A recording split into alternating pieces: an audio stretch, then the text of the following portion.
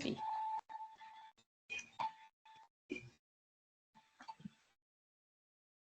Hi, everybody. Welcome back to part 2. Today, we're going to be talking about nonprofit use cases, and we're going to do live demo. I'm so excited about this part because I always learn so much.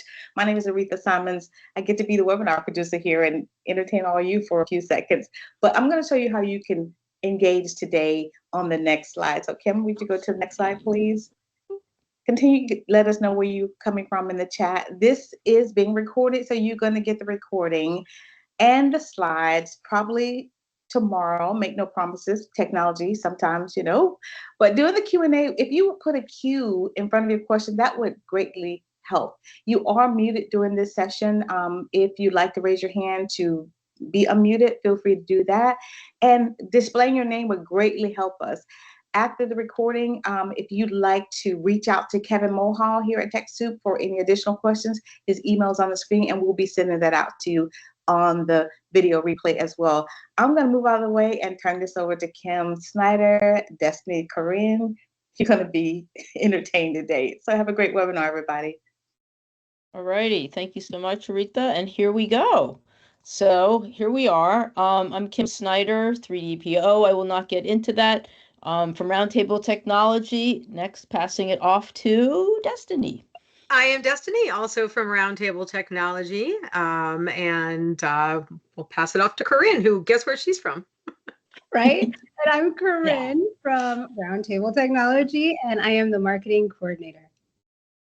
And since we're all saying where we're from, I hail from New Rochelle, New York, which is not part of New York City, as Destiny will be quick to remind people. Destiny, where are you now. Gee, I guess I'm from New York.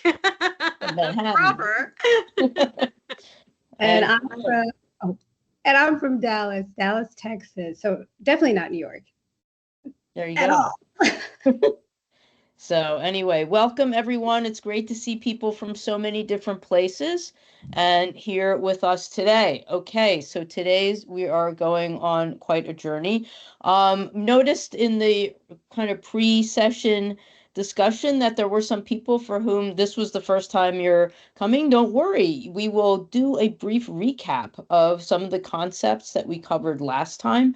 Also talk a little bit about prompt writing, because that is the sort of how we communicate with tools like Copilot. I'm going to talk a little bit about use cases for Copilot, and we're going to talk about implementing Copilot in an organization, so doing kind of organizational rollout, and then the live demo and hands-on activity and Q&A. And I just want to emphasize that the demo and the Q&A are kind of both you feel free to do Q&A during the demo. And also to submit things to us in chat. It's probably easiest now if you think, ooh, I want them to do some work for me. What can they do, right? It's probably easiest to do that via the chat now. So that's today's agenda. So just to let you know, with any kind of tech, but particularly AI, if I happen to lapse into senseless jargon, acronym talking, put hashtag jargon in the chat and we will stop, and I will stop, or any of us, and explain what it is we're talking about in a language that's more understandable. We try not to speak techese, but every once in a while it could be a hazard. All right. So the recap of session 1. So we kind of set some context in session 1. One of the things I think is important for understanding. Wow, that's a bunch of crackling.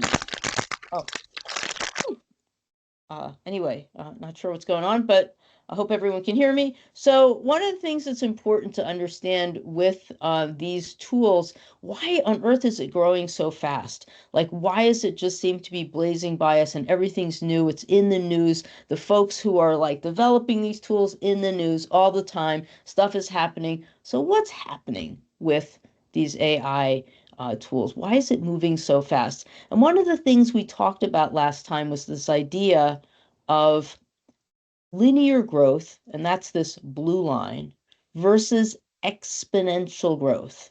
Exponential growth is where things will double each day. Say, and we used an example of lily pads multiplying on a pond. And when things are growing exponentially, you reach a point, and that's the we are here point, where all of a sudden they start to move as they double. Those numbers that they're doubling by start to increase significantly, right? So it departs from what we think of as linear 1, 2, 3, 4, 5, sequential growth. Instead, we're 2, 4, 8, 16, etc. So the technology in general has moved in the last several decades at an exponential path. And, we could dare say that in the age of AI, it's moving even faster than doubling. It would seem like that, right? And that's an important thing to understand because these tools are always improving. A very sobering thing that I was told early on when I started looking at AI is today's AI tools are the worst AI tools you are ever going to use. All right. So they are always improving, and that's Copilot, that's any of these tools that we're talking about, ChatGPT, any of them, right? And so what happened? What accounts for this? And basically we're seeing this is like mega exponential growth where you start to see these forward motion, but it's actually more like a straight line, right?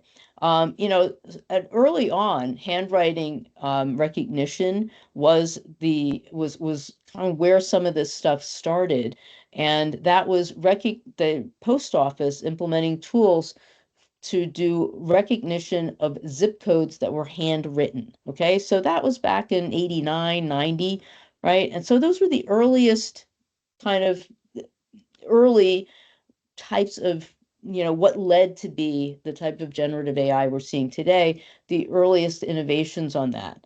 Then see, so that continued, and this is where I'll mark up the slide. Let me pick a good color. Okay, so that this is a pretty compressed timeline here. So that, improved and then got to a certain point where you're really at a practical human performance level at that point. Like, in other words, the technology that recognizes our zip codes is as fast, probably faster, I'm sure, than I could recognize zip codes on handwritten envelopes. Right. So similarly, speech recognition was one of the next things to come along that moved a little more slowly initially, but all of a sudden, certain things started happening in like 2007, 2008, where they started doing more with image recognition, right? So this is where we get image recognitions right here.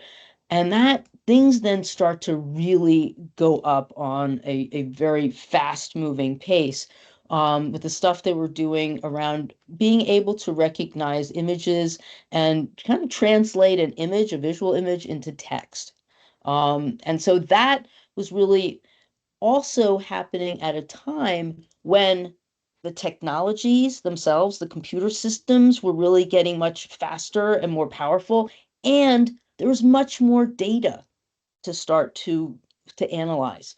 So these things are fed by data, and more powerful computers and processing speeds means they can process more data.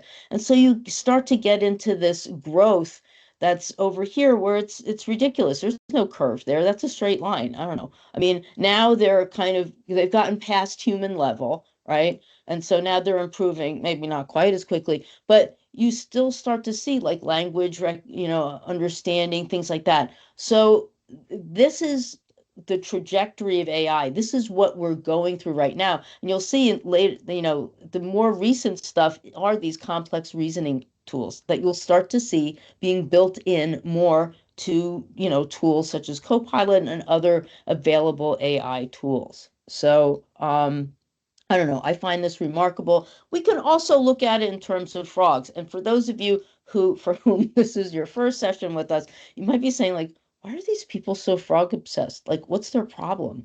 Right. And yes, we do like frogs. That is true. But we had a lily pad analogy in the first presentation that we kind of carry over. And so, frogs and lily pads. Anyway, So that makes sense. So even looking at like the improvements from 2022, right? You put frog into an image generator, you got that thing, right? Then April 22, you got three-eyed frog. July starting to look more recognizably a frog. November, leaps and bounds, no pun intended, that thing is looking like a frog. All right, and they just continue improving along through 2023. And then you get to a point, March 2024, where the generated frog looks more real than the actual one, right? And then February 2025, I can make the thing hop by asking it to. All right, and it looks pretty realistic. So this is also a way of looking at what's the trajectory of AI. All right. So what are these systems that we're talking about? So there are a lot of systems out there. There are a lot of free and paid systems. So, you know, the tools that a lot of people are using, ChatGPT, Claude, Gemini, and Copilot web chat, that's also free. Today, we are going to be focusing on Microsoft Copilot. A lot of you are Microsoft users. So that is to say, that's why we put the focus on that today. And this is also generously sponsored by Microsoft. And so that's the tool we'll be talking about. But yes, there are these other tools out there. And so free with a subscription. So for those of you who are in nonprofits that have Microsoft subscriptions, you will have Microsoft Copilot Chat for free. It's included there. And so there are also additional paid versions, right? So Microsoft Copilot Pro, and yes, we can sometimes trip over these names because they are a little similar. Microsoft Copilot Pro is the one that integrates more in your work environment, in your in different tools like Word and PowerPoint and things like that, and also Outlook and in your email. And we will be showing you that, but we're also gonna be mindful of what Destiny tells us in a little while about just kind of governance around deploying these kinds of tools. You just want to make sure your data is where it's supposed to be.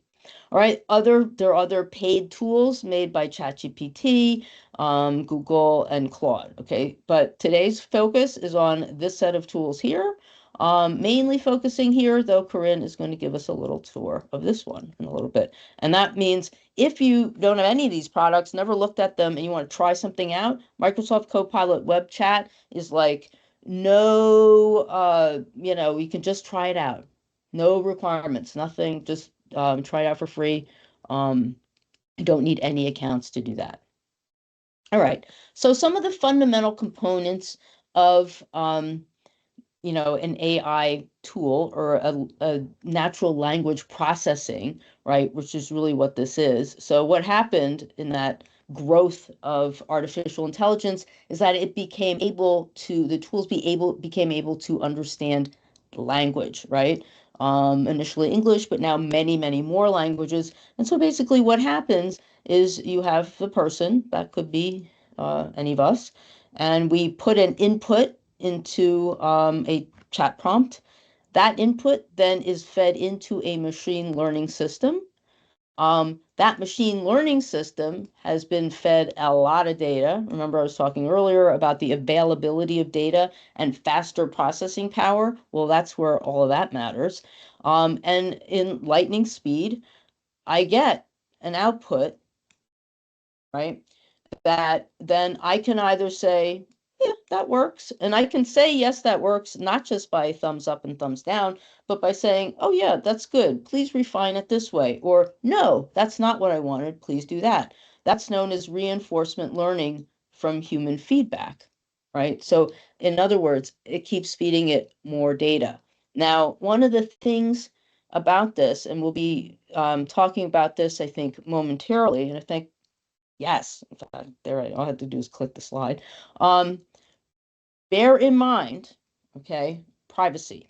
All right, and that's one of the reasons why we're kind of keeping the focus on these tools in this class, because if you have a Microsoft Work account and you are accessing these chat tools through your work account, you have more privacy protections. You essentially have the same protections that you would have in your normal SharePoint environment and your normal environment. You just have the same protections.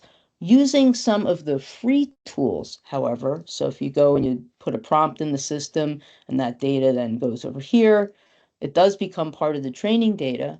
But if you put if you inadvertently put personal information or some kind of proprietary information, that's essentially exposing that data, right? When you are using these systems from behind, like from within your own login at work, that data does not go into the training, okay? It kind of stays in your environment. It doesn't go out here. And that's an important difference to make, all right? And I think I really advocate for people using systems where it's private. No problem if you've never used one of these tools, and we were just telling you how Corinne will show you, free chat GPT or free chat Copilot chat tools on the web, and you can just like hop on and try it. I just wouldn't put really a lot of personal information. You can ask for like, I don't know, a plan for a weekend outing, stuff like that. So, there's stuff you can put out there that's not at any risk, but just be mindful of that. Some of the general risks of AI, and these kind of generative AI, and generative meaning AIs that make stuff. So some of the risks, we covered these in a little bit more detail in the first session, but around privacy. And so I was just saying, you can end up inadvertently exposing sensitive or personal information. What's called hallucination or confabulation, right? So AI, these tools can make stuff up because it's really probabilistic. So it's kind of it's giving you answers based on probabilities and that's based on all of the information that they've taken in and consumed, right? So it sounds pretty close to real. Sometimes it's not quite real, though. You hear stories about lawyers who used ChatGPT cases in their like defense or around precedent, and ooh, that case never happened, right? It sounded perfect, and that's sometimes what these systems will do is they will give you the perfect answer that's not quite right. In fact, I kind of hesitate before ever asking it to give me a quote, give me a really moving quote written by it'll give me the most moving quote that the person never wrote, okay? These systems, next, go kind of thinking about bias. So these systems, as I was saying, have been trained on a lot of the world's data. Well, the world's data is biased. That is true. Is that a reason to not use these systems? I don't agree with that. What I encourage people to do is use them with the awareness that there could be bias in your answers. So you want to review things. And that's the biggest safeguard against hallucination, bias, is making sure that you've reviewed, right? You've reviewed and verified content that comes out of the generative AI systems. And if there's bias in it, you can not use it then, right? Copyright. There have been concerns early on especially with when AI was a little bit more the Wild West a few years ago. It did consume a lot of data, some of which belonged to somebody else.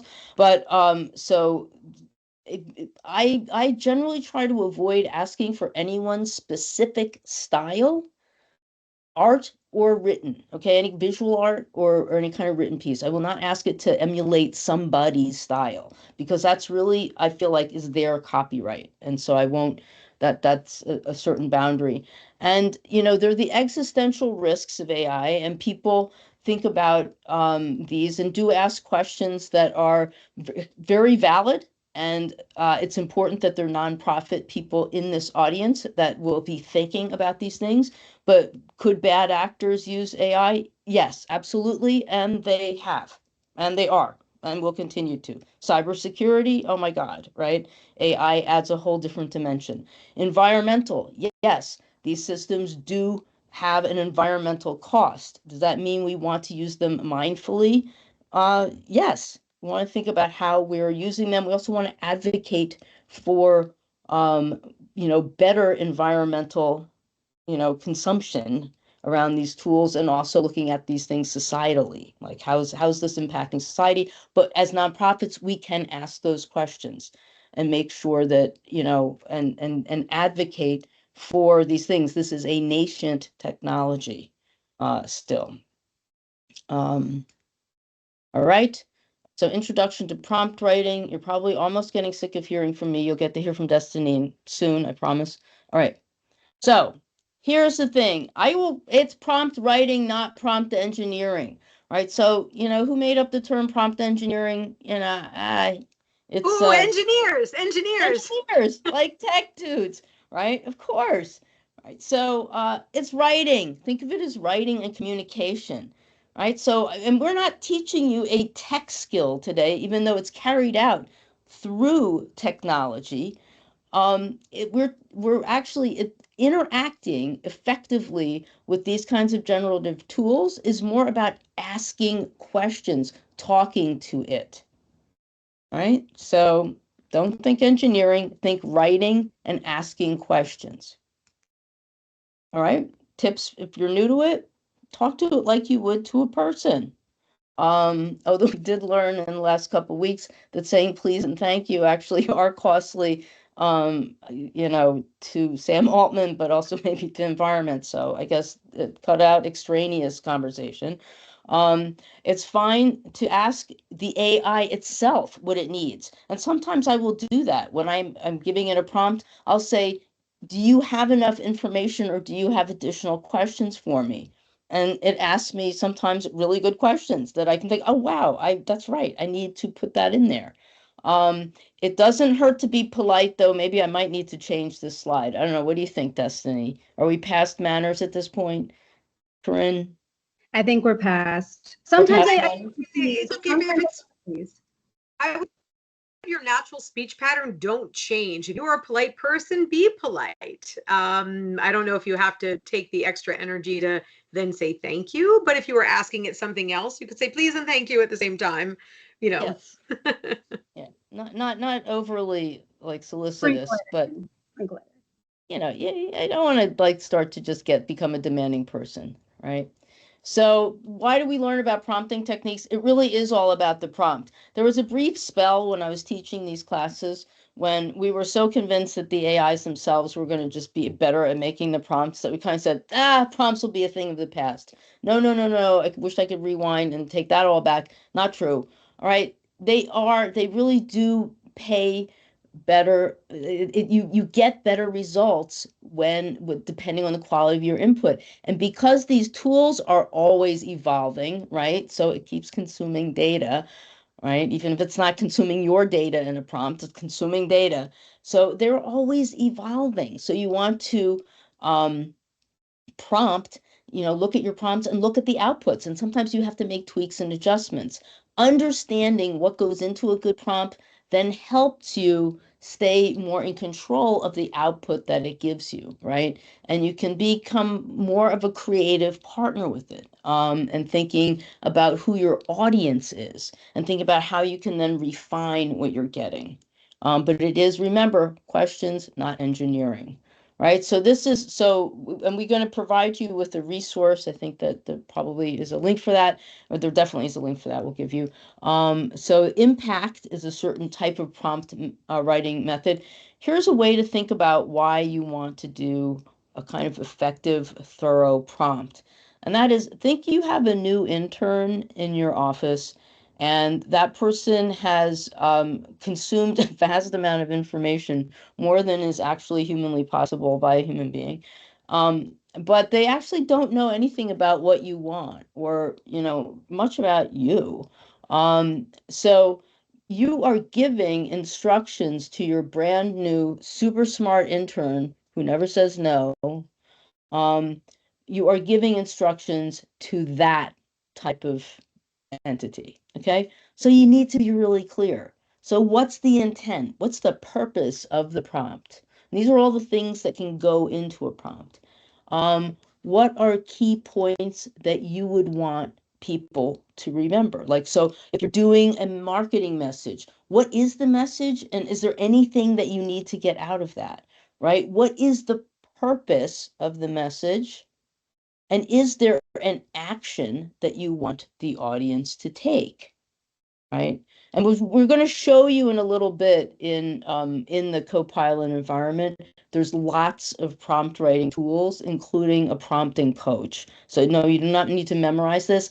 Again, I was saying it helps to understand what goes into these prompts, right? You want to make it clear, just like you would to that intern. And if you're writing something like something for a any kind of message or marketing, and there needs to be dates associated or times in that, you want to be sure to communicate that. Not all prompts will need all of those things, but these are the kinds of elements that make for a good prompt. So here's like an example of an initial prompt, right? So the prompt was, write a LinkedIn post asking for volunteer mentors for a youth mentorship program. Right? Not bad. Right? Calling all mentors, blah, blah, blah, blah.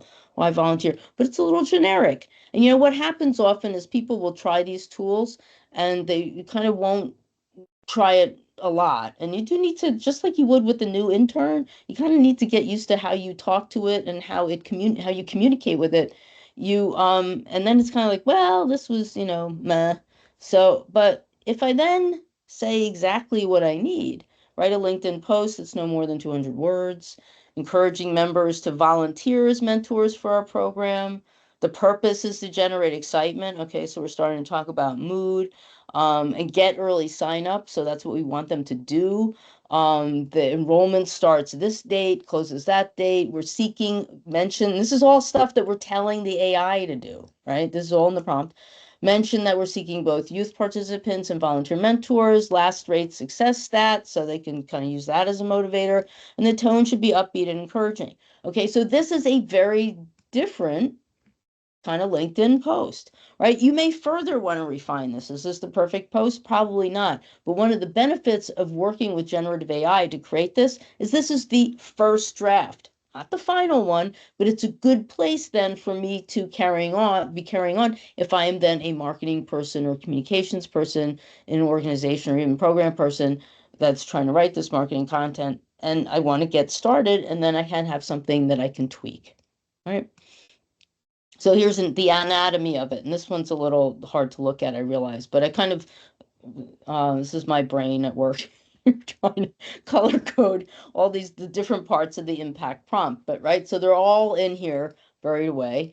But that gets you closer to what you want. And I think this is, now, have we shared this, or I have a link to it? This is the impact prompt writing book. Yes, and Destiny, so wise, right? AI is just so wise. AI is always the draft. The person is the final version.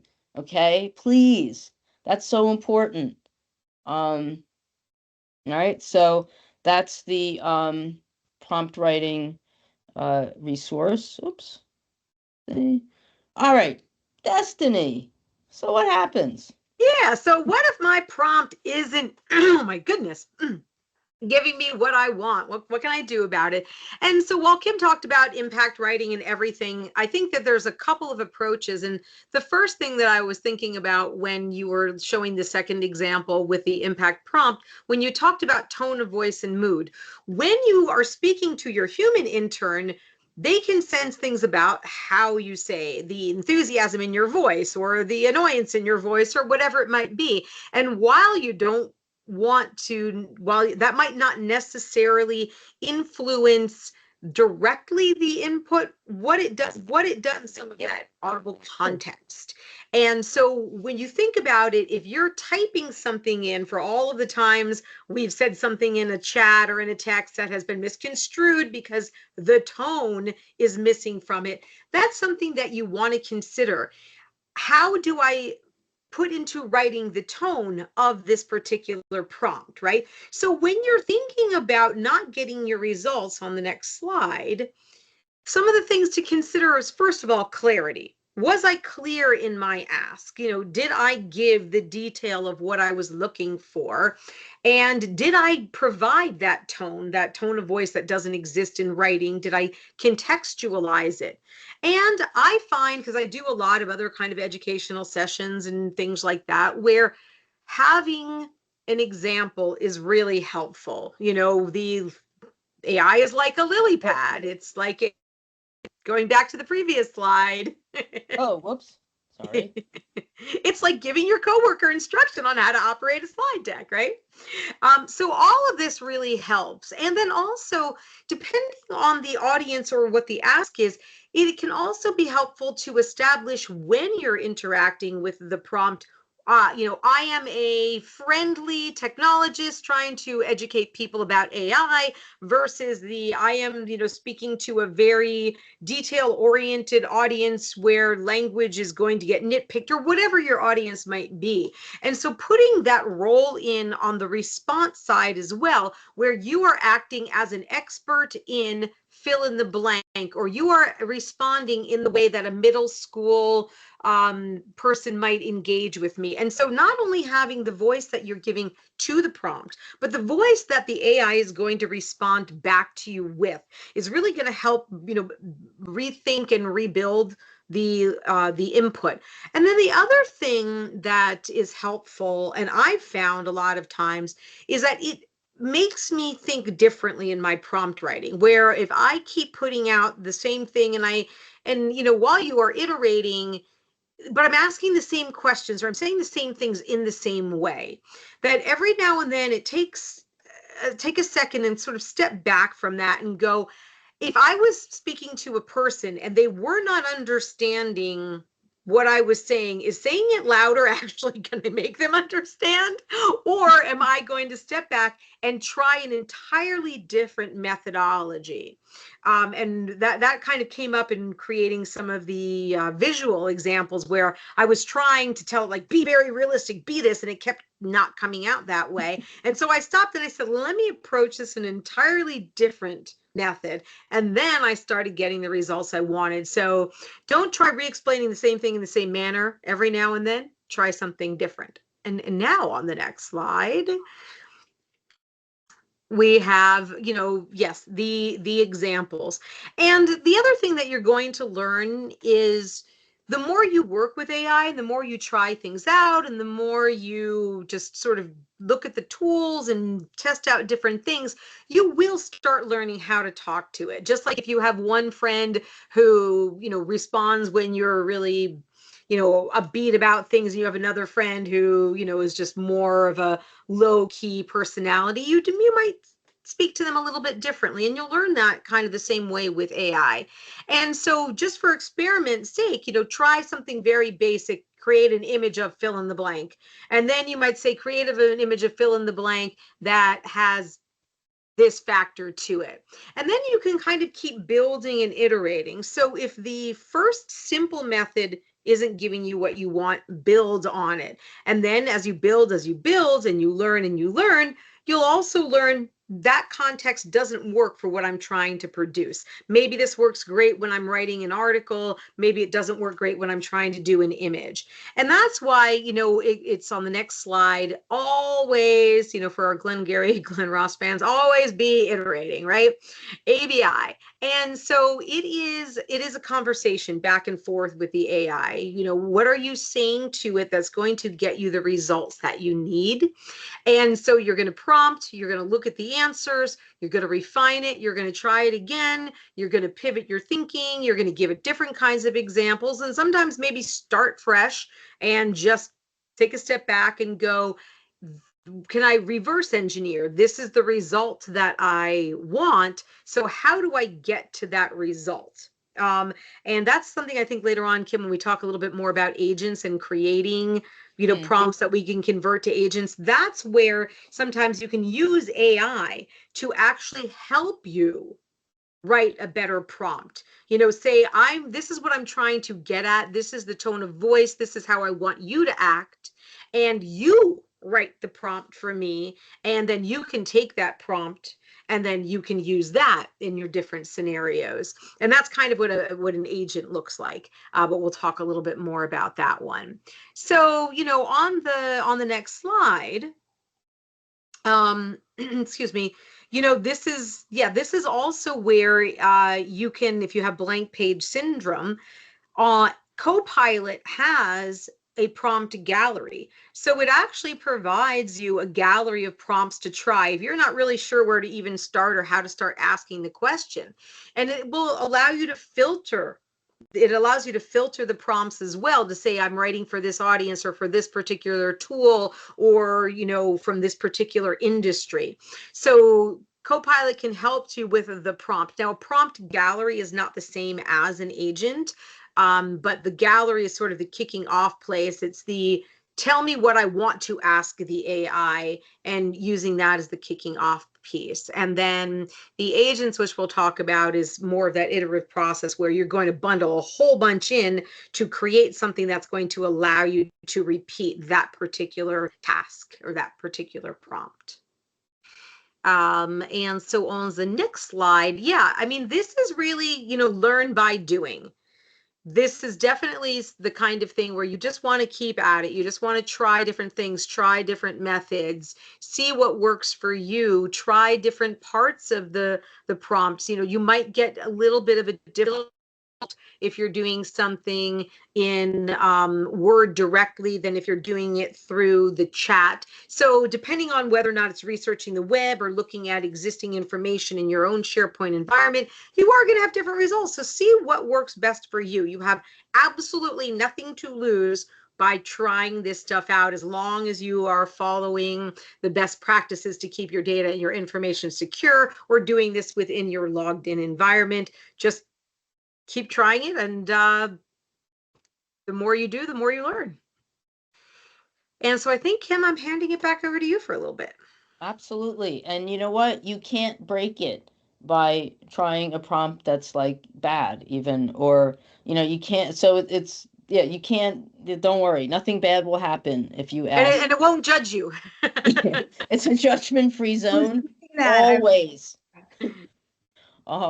So I'm just going to talk through a couple of use cases just to get you thinking. Remember, we can do work for you. So, you can drop it in the chat. So here's some use cases that were nice that, okay, so this is a story of kind of creatively using generative AI to write stories for you. So this was the Suncoast Humane Society used generative AI to and they created like a campaign around this fictitious Max and Whiskers. Guess who the cat was, right? Whiskers. And so it was targeting, it's trying to reach lapsed donors and past adopters, right? So they had these two characters, Max and Whispers. I don't know if that's Max, but works for me. And it ended up, it allows the team to do quick content creation, try out different things very quickly, and generate lots of different types of things. So blog posts, emails, social media, etc. And they were able to generate a lot of content in a short amount of time, right? And they could kind of keep this idea of Max and Whiskers, these characters going, right? And you can also do images and things like that.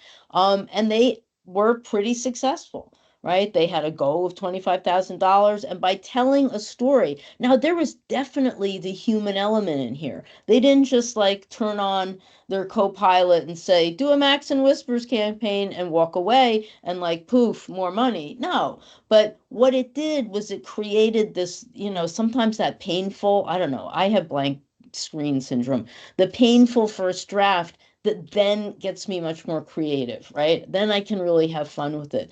So they use these tools to quickly be able to carry out and iterate on content, try out different ideas, right? And so with grant writing, so this comes up all the time. And we had some questions about grant writing and AI. And yes, from the last session, and yes, there are going to be more proposals and grant applications written with AI tools. Yes, that that is you can't get away from it. It's not unethical, though. I would argue it's unethical to kind of just churn it out from AI and not really like, put any effort into it. That's not ethical. But it's the same thing. If I had an intern, or somebody in my office help me with a grant proposal, and I still have to review it and make sure it's actually capturing what I want it to, right? The types of things that people are using it for in this situation,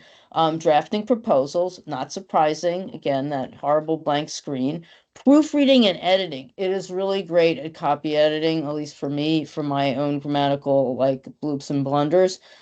Formatting, I would probably do more definitely the proofreading, editing, and the first draft territory. Research, sure, for funders and requirements, but you can see the majority, 76% in this, are using it for proposals and proofreading and editing. And that is a good use case. It can't get too automated though, and I think that's what has some people concerned, and I understand that.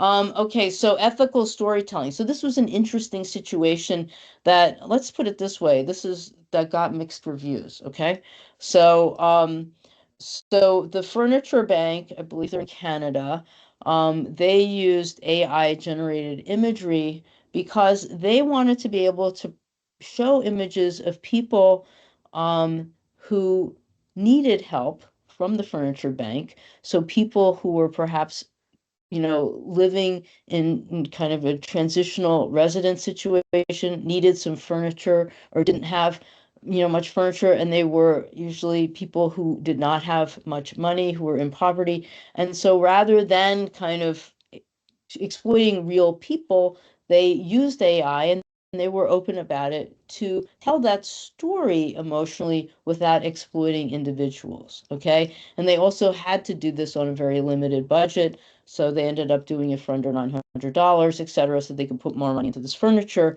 But they were very transparent about it. Now, some people really slammed them for it, in all honesty.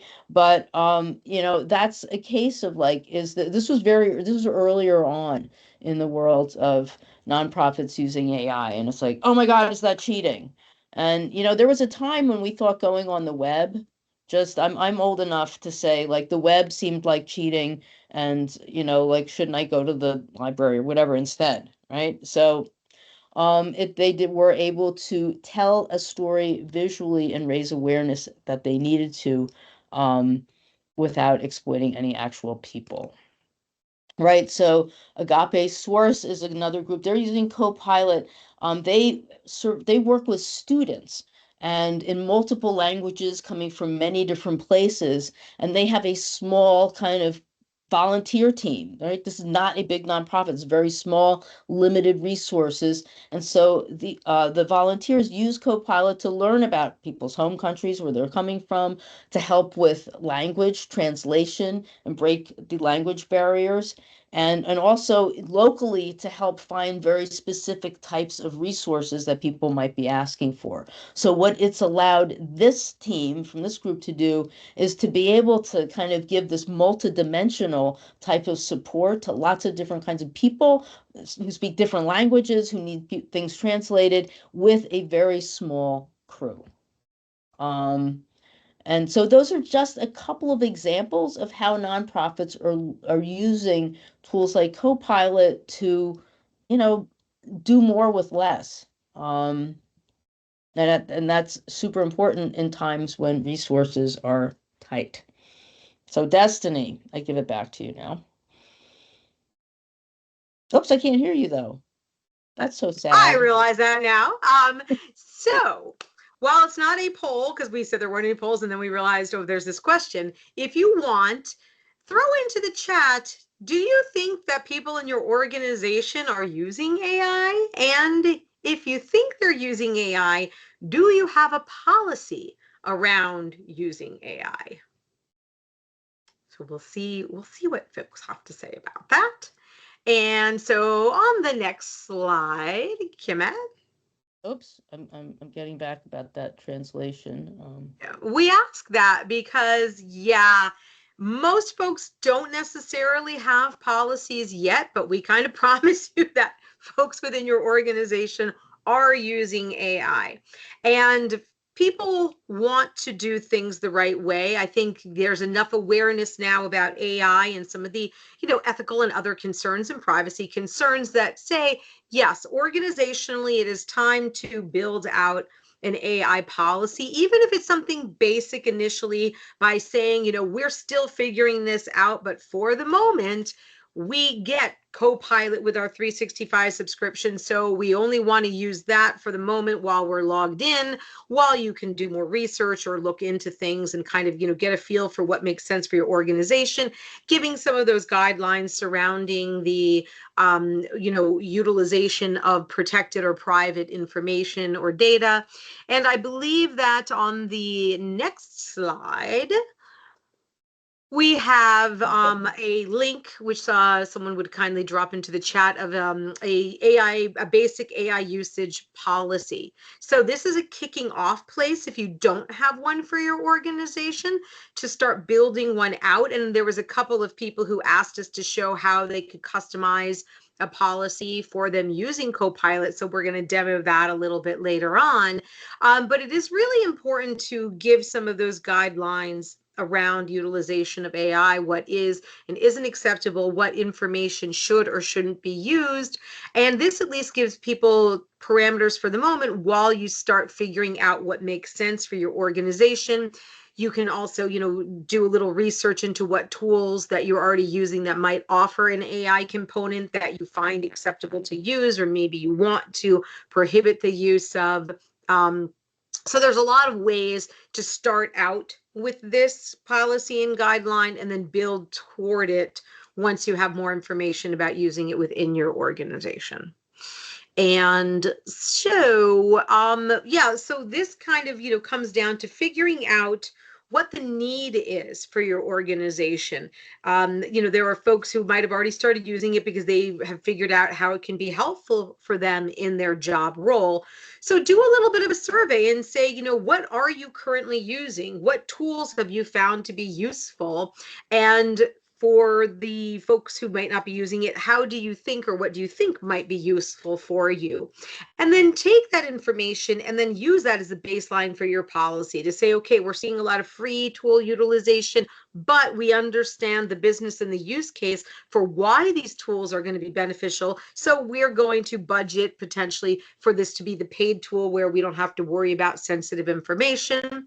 And then once you've created that policy, it is really important to do the education, that training piece for the staff of understanding, taking an example of what you've learned here today and saying, this is why we want to be careful in our utilization of AI. And this is why we find this to be acceptable use or this to not be acceptable use. And then that way everyone understands both the tool, but the concept behind the policy, not just a do this or don't do this, but the rationale as to why the policy works the way that it does.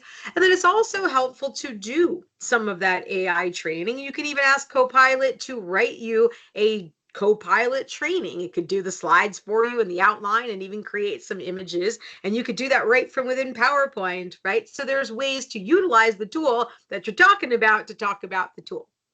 Wow, that's meta. I know, right? But it is also important, I'm, seeing again with that iteration, as the tools change and the tools advance, you also want to stay on top of your policies because new things might come into play, new things might be introduced.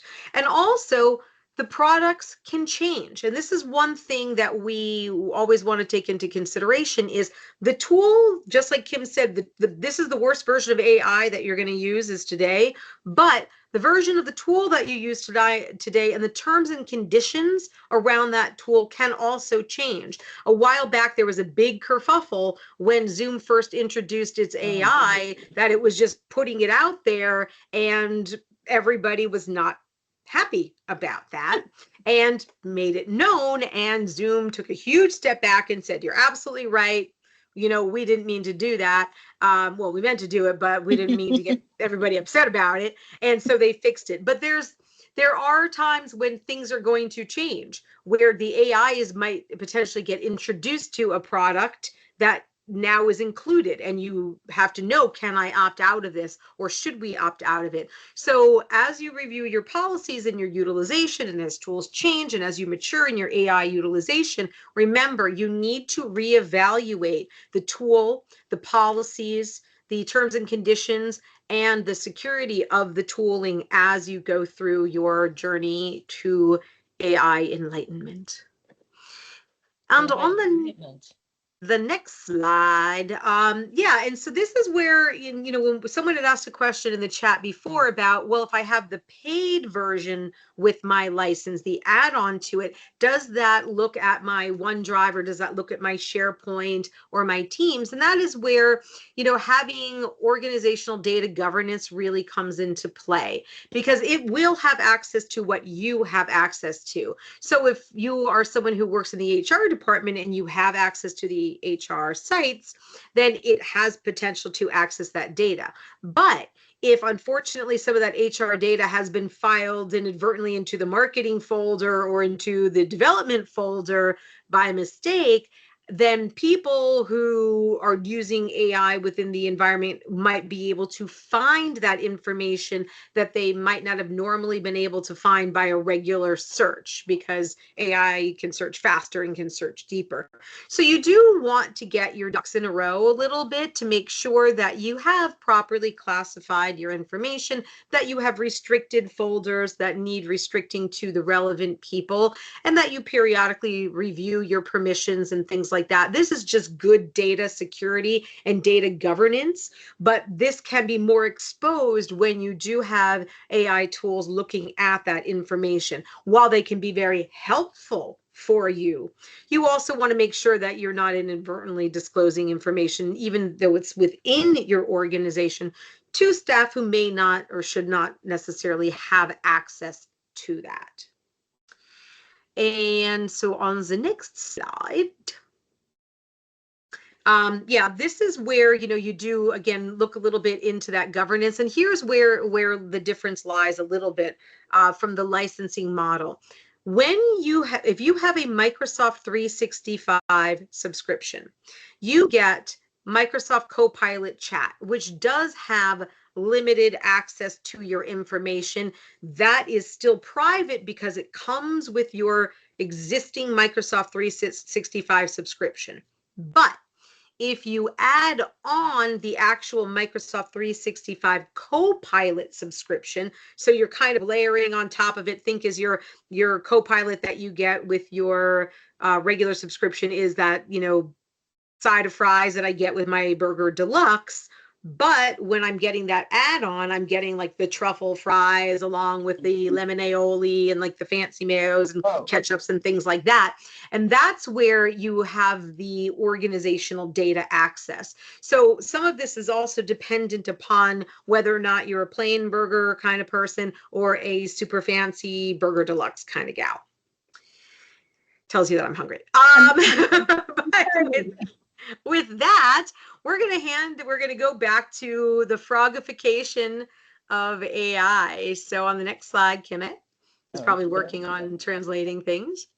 But yeah, so this is where we're going to hop into the Do It Live. So we had some submissions in advance, and I think some stuff ended out in the chat as well. Cool. So we're going to, on the next slide, show three different modes. So the first one is the absolutely free, which Corinne is going to demo. And this is the, I don't even have a Microsoft subscription. Like, this is general person can simply go on the web and go to Copilot and do some basic AI stuff. Then we've got the middle section. This is that Burger Deluxe that comes with the fries that are coming with your Microsoft subscription. And so this is the Copilot Chat that comes with it, but no fancy add-on. And then lastly, we're going to have the Microsoft 365 Copilot, which is that add-on for your truffle fries and your lemon aioli. And so we're going to show you kind of a mix and match of the different things that you can do depending on the level of licensing that you have.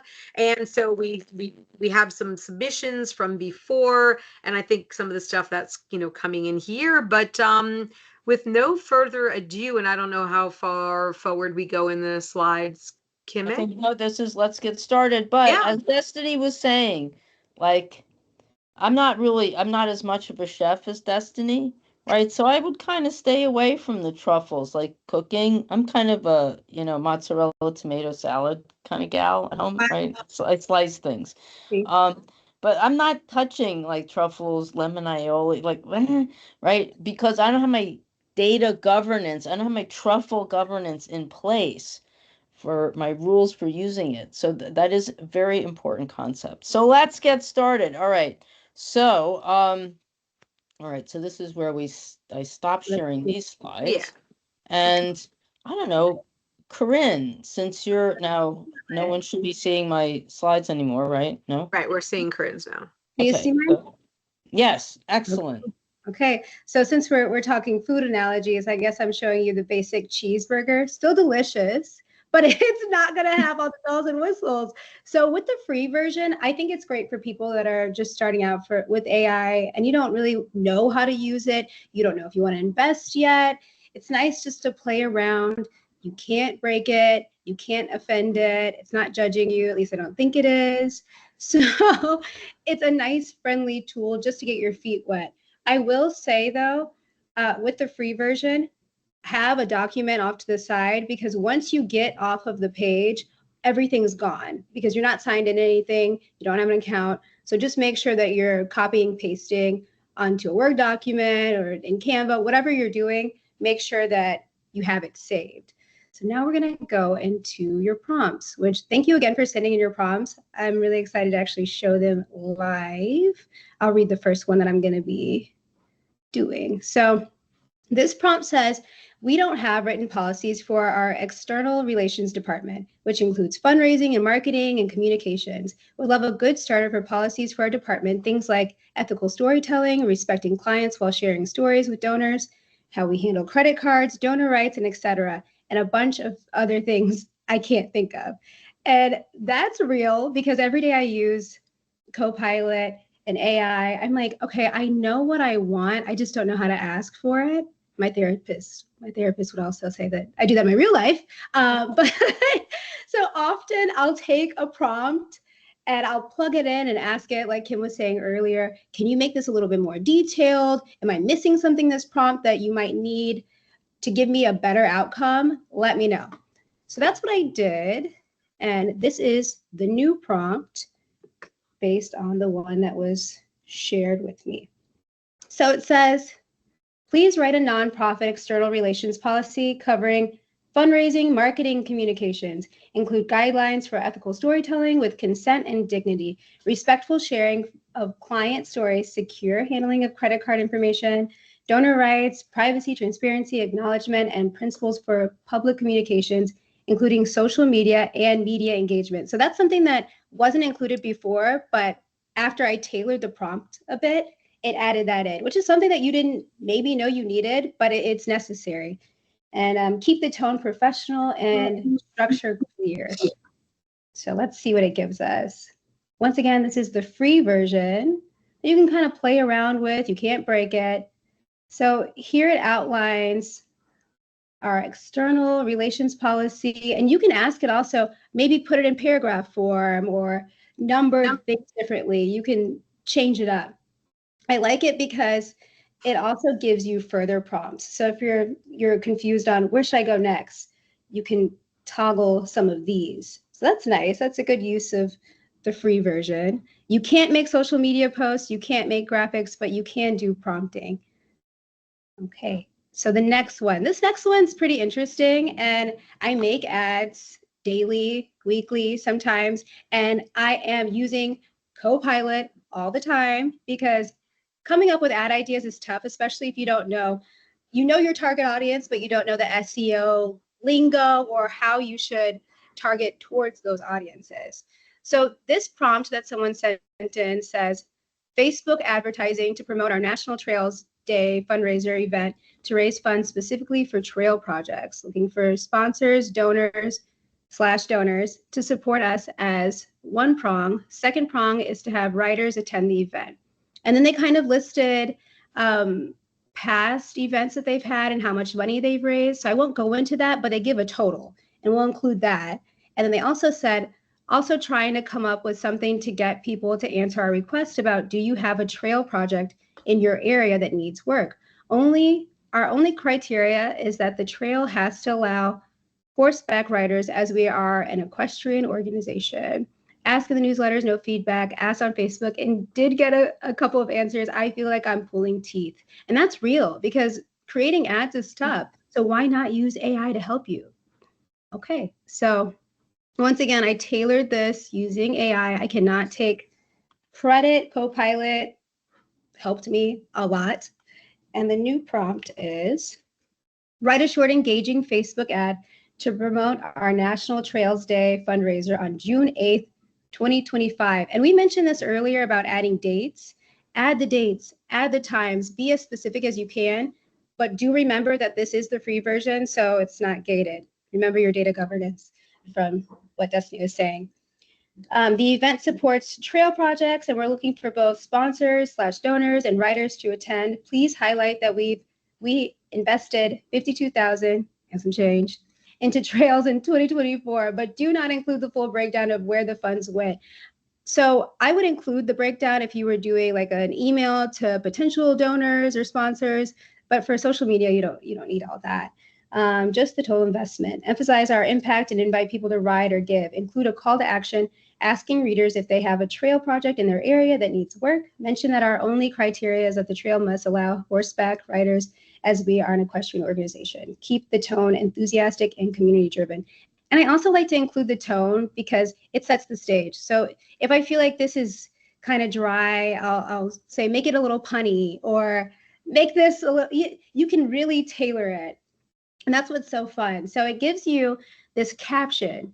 And many times I see in Facebook ads or anything like that, Instagram Meta, no one's reading these. So once again, you have these extra prompts that they kind of give you, which is nice. And they'll even, let's press one so you guys can see. So it says, what are some creative call to action ideas? They gave some here. If you wanted to go even further, you could ask for headlines for your ad, because that's really where you're going to grab someone's attention. So they really want to get people to answer a question, see the event, and register, essentially. So I said, give me 10 variations of an SEO-friendly headline for a Facebook ad promoting our National Trails fundraiser. I won't read it all, but there it goes right there. So then it'll give you some, and you can kind of go through them and say, okay, I like this one, but could you change this? Or maybe I like the tone of these, but give me 10 more variations. Once again, you can ask as many times as you want. It's not going to get irritated with you. It's better than asking your coworkers a billion times. Okay, on to the next prompt. So this is going to be my last one. And it says, and if I pronounce the name of this place incorrect, please let me know. I've never been here. It says, I need specific information on low income and BIPOC communities' lack of access to green spaces in Phoenix, Arizona. That's not the place, I can't pronounce. And its effects on worsening health disparities. I also need information on rural Mojave. Do you guys know how to say that? Mojave County, Arizona communities' lack of access to green spaces and community parks and its effects on worsening health disparities. Okay, so that's a two-parter. So once again, I asked Copilot to tell me what I need to ask to get the best results. And they came up with this prompt. So it says, I need detailed information on how low income and BIPOC communities in Phoenix, Arizona experience limited access to green spaces and how this contributes to worsening health disparities, physical and mental health. Once again, that was not included in the prompt. Copilot just decided to add that, which is great because we need the extra details. It says, I also need information on rural communities in Mojave. Guys, am I saying this right? Yeah, Mojave. Okay, wow. I've never said it out loud. Mojave County, Arizona, regarding their lack of access to green spaces and community parks and how this lack increases health disparities. Please include recent studies data points, or expert reports if available, and focus on real world impacts, not just generalizations, because we do want the details. I was hoping that a message would pop up, because sometimes with the free version, a message to sign in or to purchase the next tier will pop up and you can kind of just refresh. But okay, so it gave us some information. The cool part about this is it has its references. So you can go do, we'll press one, further research, fact check, like do not just trust, oh, okay, they told me all this, because out of context, that might not be what you actually wanted. So down here, they give you all of your resources. You can go through them, read them yourself, and make sure that all the information is correct. And after that, you could come up with a social media plan. So I came up with one other prompt for this. I can't do the graphics, but I can do the information that would be on like an infographic or that kind of thing. So it'll lay out, okay, like for each slide for your post, you could do this, you could say this, go into this detail, and you can even, let's see, tailor for different, which I do often. I'll ask it to tailor depending on which platform I'm using. But yeah, if I could make it on like a social media post or graphic, I would. But the free version, you're a little limited. And now I believe I'm passing it on to, am I passing it on to Kim? Or Destiny? Kim, if you're still, or I can go if you're still working on something a little more. Okay, I'm just getting sorted out here, but okay. Yeah, why don't you go now? Yeah, if I can actually find like my screen share. Hopefully I'm sharing the right stuff. Let me see. And that would be my Teams. That's not what we're looking for. Okay. Hopefully I've got the right thing. So a couple of things that I wanted to, before we jump in, let you know about resources that Microsoft offers about Copilot on its own. So from the support side for Copilot, it has a whole series on video tutorials, basics of prompting, and how to use them within tools like how to start a presentation or write faster or things like that. So for those of you who want more learning surrounding Copilot, you can go right to the frog's mouth and get it from there. And so this is actually where I solved one of my own problems. And we got this request of how do we make images that don't make people look really weird, right? And so I was starting out initially, and hopefully this is still here, I was starting out initially by saying, give me a hyper realistic image with all of this. And it wasn't really giving me the best results. Like it wasn't realistic looking. And so that's when I said, you know what, let me stop asking it to be hyper realistic, be more realistic, blah, blah, blah, blah, and stop and think about, do I need to ask this question in another way?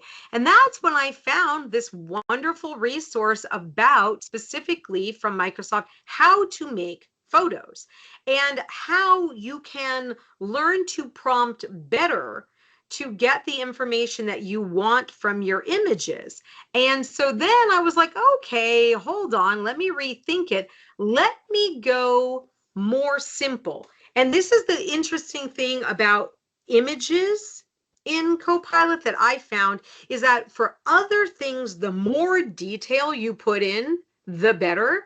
I found it's better to work backward on the image side, where you start simple, woman sitting in a garden wearing sunglasses, and then add more detail once it's kind of got that basic piece of it down. Now, I am in the fully paid version for image creation, so so this is like the Copilot Pro add-on. So I've got truffles, I've got lemon aioli, I've got like the whole deal.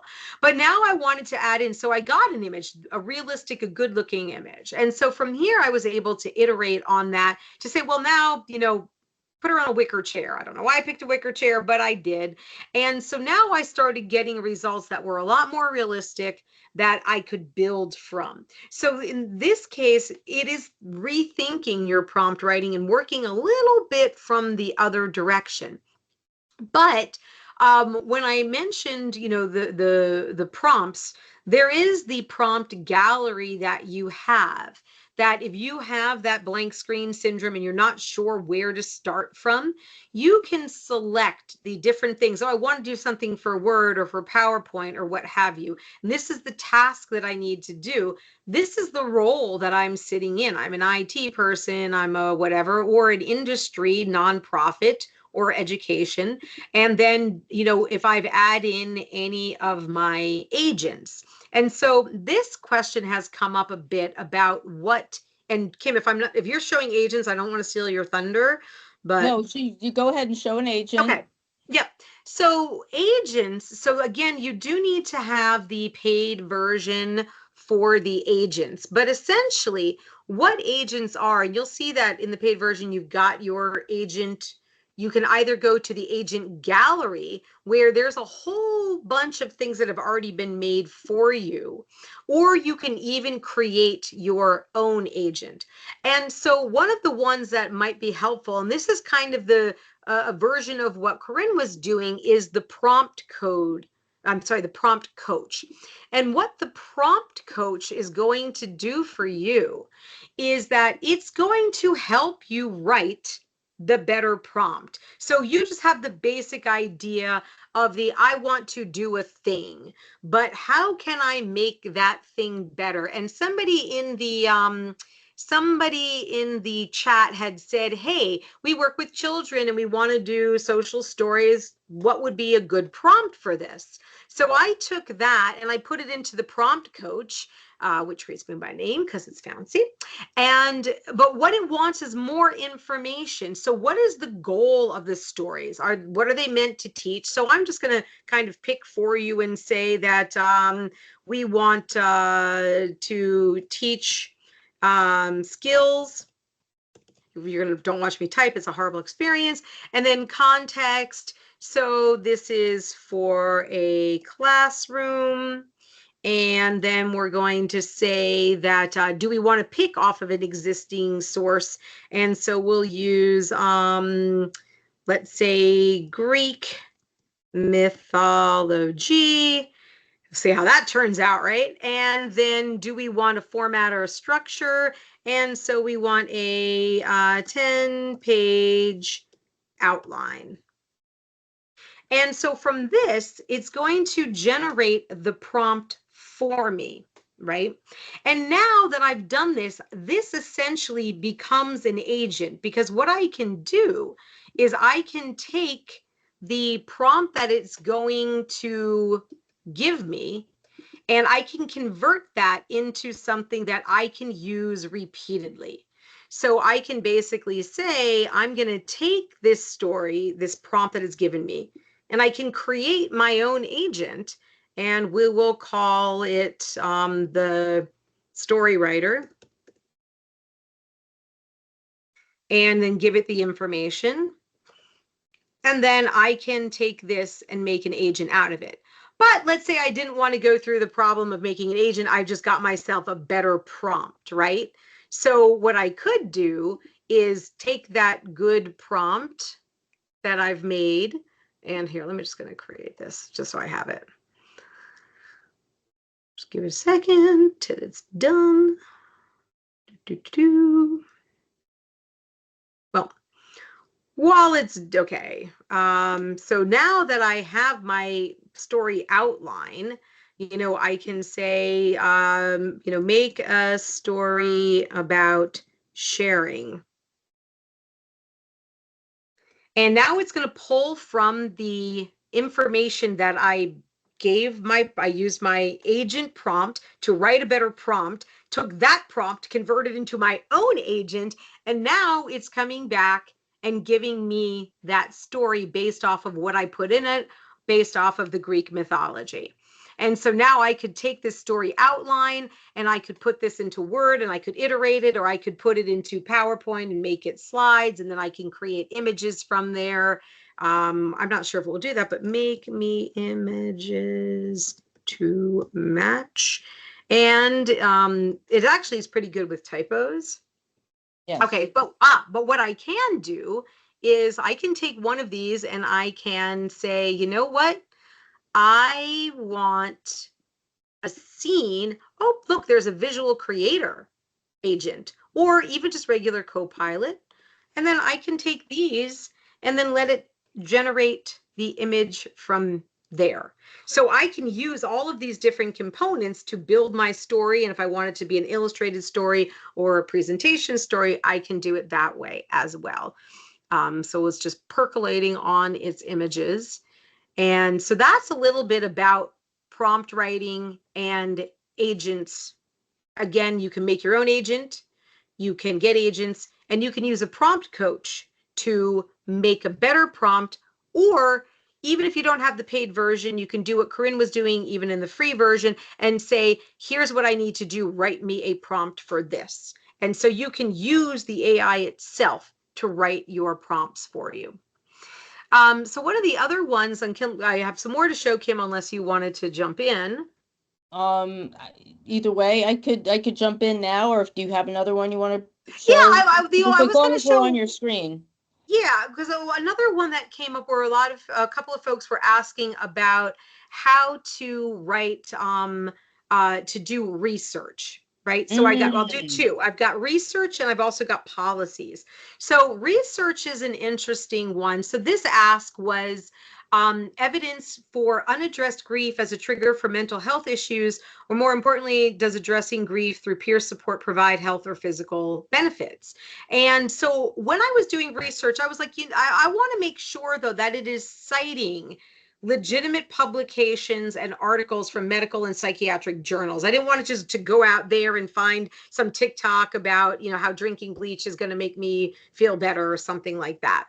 And so when it did the first draft of this, it came back and it also cited the sources for me. So I could say, all right, Psychology Today, feel like is a respected publication. And so I could go through this and I can look at these sources and validate whether I feel that they are legitimate as someone in that field and go, all right, yes, I'm feeling confident that the information that's given here is accurate. But I wanted some additional studies, right? So I want to see what might have come under a peer review, things like that. And so I asked it to cite me additional studies, and it found those for me. And then I said, well, I'm not going to go and read all of these lengthy summaries. So go ahead and find me those key findings. And so for each study, it gave me some of that. And so then I was like, well, I want to dive a little bit more into how my peer support can help out on this. And so I can just kind of keep diving in and doing that research. And, if I have a document open, I can copy and paste what I need along with the sources. And that's also the great thing you have. So if you are putting this out there, you can have your citations from doing that source work here. And then again, you can prompt some more, like give me examples of some of the successful support programs, or even more specific examples. So you can use this to start doing your research, making sure that you're calling out, I want to see the sources and I want to use these kinds of sources for it. But another thing that you can do in the research is, and this came up again for folks who wanted to create a policy. But in this case, what I wanted to do was I wanted to base this off of a policy that we gave you access to already, which is the policy for the policy that we gave for one. So we use that as a policy template. And what I'm able to do here is feed into the prompt an attachment and say, I want you to base it off of this content. So I was able to give it that policy template and information from our previous session to use that as far as ethics and other things are concerned. And in this case, they wanted it to be specifically for a domestic violence shelter. And so I said, well, you know what, because you might be working with protected health or other information, I also want to take HIPAA regulation into account. And so as it built it out, it used the document template that I gave it as a source, as well as the web source for HIPAA compliance. So I was able to incorporate both the web-based materials and my own materials into one. And again, we are citing our sources, or we're looking at the Health and Human Services. This is coming from a legitimate resource. And so this helped to build out that policy for me. And then from here, I can iterate more within there, or I can take it into Microsoft Word, and then I can take it from here. And the nice thing about once you put something into Word, you can continue working. So let's say we wanted to rephrase the conclusion, I can do an auto rewrite here, and I could say, what do I want it to change? I could say, you know, be more detailed. I could learn how to spell detailed. And then it can go ahead and iterate for me right within the document. So I can hop from product to product to product, right? And that example came in for another request for a policy, not dissimilar, but there they had more parameters for their nonprofit organization, where they want to, you talk about the size of their organization, that they are specifically using business premium licenses. And so now we were able to expand the parameters, saying these are your approved tools. This is the instruction for use. These are taking from our first course. This is how we make sure that we're looking at the ethical use of it and monitoring review. So we were able to take context both from that policy example draft and the content of our previous session, where we talked about ethical use and social impact and AI advocacy. And so in feeding it those materials, we were able to iterate on that. And then I said, you know, give me a little bit more detail on the ethical and data protection side of this, along with the sole use, because we really just want people to use the Microsoft that comes with our license. And so we were able to revise again and get more specific about the, yep, here's our sole use reference. Here we are a little bit deeper into the privacy and confidentiality and IP side of things. And we've added in the section on data protection. And again, we can look at our sources to make sure that we are comfortable with where this information came from. And if we don't like the source, we can find another source, or we can omit, revise, or reiterate that. And then I put that puppy into Word. And then again, from here, I can go ahead and iterate more if I need to. And when we talk about putting things into Word, this also, with the full license version, allows you to use the desktop version of Word, Excel, PowerPoint that you have installed with your full Microsoft license. And if you are layering your Copilot Truffle license on top of it, then you don't even have to use the website. You can do all of this right within your desktop version of Word as well. And so with that, and I don't know if Liz was here, because I did hers, and I know she said she had to step away, and then she hopefully came back and got to see that I did her stuff. So. Alrighty. So let me do a quick share here. Let me see. There we go. All right. So you're seeing my window, right? Yep. Okay. Okay. All right. So this was a goodie. Who was this? This was, I don't know if you're here, but it's a multi-step. Lynette. No, was this Lynette? No. Sorry, Lynette. Mary Cotterman. So this one's for you. Okay, so this is what was put verbatim into our request form. So you actually wanted slides, okay? But you're trying to plan a campaign around increasing monthly donors to support a clinic for uninsured kids, trying to come up with a theme and have donor levels, make it fun and engaging. And then this was who you are. So I basically broke down what you provided me into these two the kind of clauses. Like I wanted to say what we need and who we are to tell it that. So it came up with this prompt. This was based on, I won't show you. I do have an agent that I created that creates prompts for me. That's kind of a prepackaged, tool like what Destiny was showing. So it came up with this nice kind of, cool prompt. All right, a lot to it. From that, and I'm just kind of bouncing you around because I want to get to the point where I show you the slides, because that's kind of secret sauce.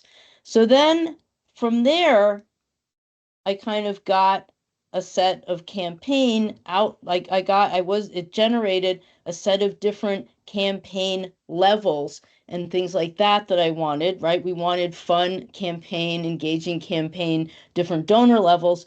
So once I had my response from the AI, I then wanted an outline for a slide presentation. And this is just, you can do this straight into PowerPoint, but I tend to like to create an outline in the chat tool and then take this outline, okay, and then put it into PowerPoint and say, make me these slides, please.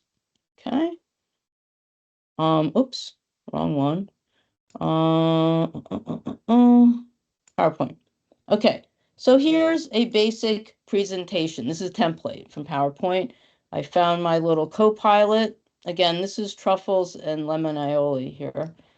And so I am saying, please create this presentation. And I am pasting in my outline. This always seems kind of magical to me. Sure, I can help you. Create a new presentation because it thinks that I have this. Oh, why are you doing that? Okay.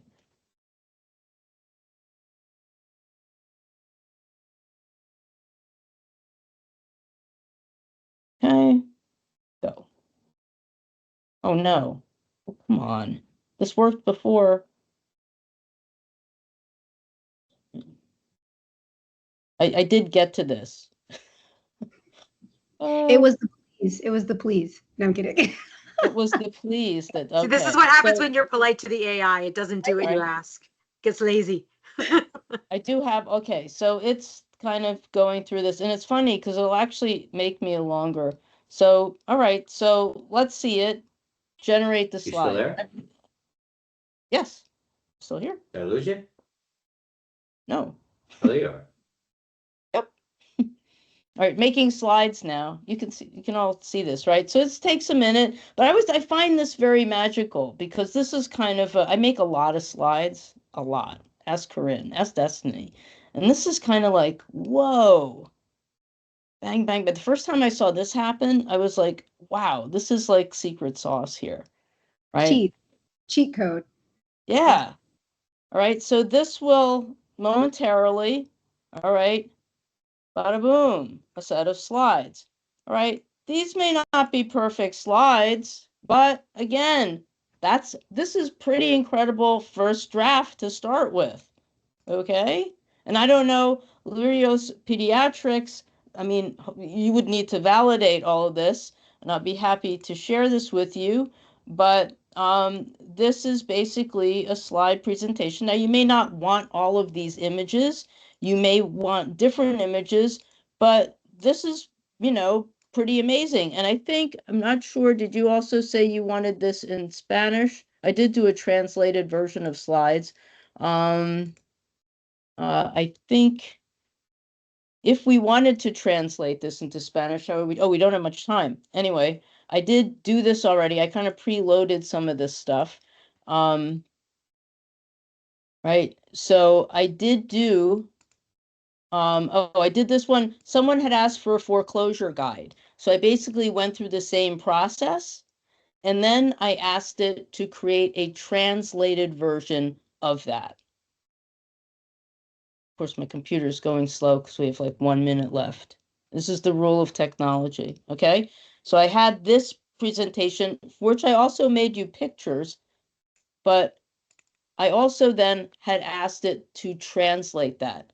Translating, it says, this will take me a little bit of time. It took like a minute and a half, which is not bad. Of course, would you want to validate this with someone who speaks Spanish? Of course, I don't, so I'm not a good person to validate this. And sometimes you do have to, you know, line these things up again and kind of clean up the slides, but not bad starting point for creating multilingual slides. I do want to say, Ron, I tried your Russian text. I have no idea if this was right, but this was like really very, I'll say, You sent this to me. But anyway, this was a picture that was hard to read. But I don't know, this could be completely off, but I did think I'd give it a try. I think we are pretty much out of time, however. Are the images copywritten? Oh, that's Rami. You opened up a whole Pandora's box here. There is copyright law out there around images. Like you can copyright an image if you had more intervention in it. And where that fuzzy line of like more intervention, more human than AI, I'm not a lawyer, but this one is being hotly contested. Great question.